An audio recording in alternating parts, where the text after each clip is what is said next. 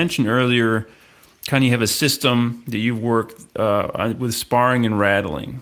Yeah. Can you talk about that a little bit? Yes, I've been doing, I've always done a lot of sparring and rattling. And when I say sparring and rattling, most of the stuff I do in Michigan is sparring based. Most of the stuff when I go out west, out of state, is rattle based. It's more noisy, it's more aggressive because they have a lot more mature bucks that where that noise, the noises of two big bucks fighting is not uncommon. In Michigan, you just don't have two big bucks fighting because it's pretty rare you have two big bucks on public land that live within several miles of each other. It's just not that normal. So I do a lot of sparring in Michigan, just time tickling, and I do a lot of that during that mid-October time frame when there's not really a whole lot of other stuff going on. Is when I do sparring. And bucks during that time, they're not coming in to fight really. They're just coming in out of curiosity, and they spar during, as soon as they shed their velvet, they spar up until pre-rut, up until the rut phases. They spar for pecking order. They just put their antlers together and make some tickling noises, and then they push each other. Then they'll make some more rattle, tinkling noises. And that's what I do when I'm out there doing sparring sequences in that mid-October when bucks are, sparring for pecking order. I'm just doing nice little rattle or sparring sequences, and I'll only do 2 per sit. So if it's an evening hunt, I'll do it about 45 minutes before dark, and then another one 5 minutes later. And if it's a morning hunt, I'll do it about 45 minutes after daylight, and then another one 5 minutes later.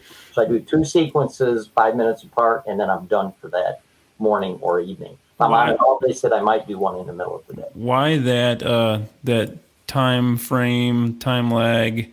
Like, how did you come up with that as being the right, I guess, recipe? The closer you are to daylight or the closer you are to dark, the higher the percentage odds of a buck wanting to get up and come in to check something out. Yeah, because he's already he's going to be in the bedding area typically. Yeah. And I've had a lot of success with it in standing corn over the last several years because they bed in the corn, once the corn's up.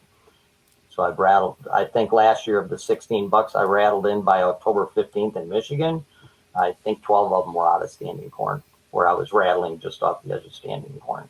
And scrapes. Scrapes was another one we had. Yeah.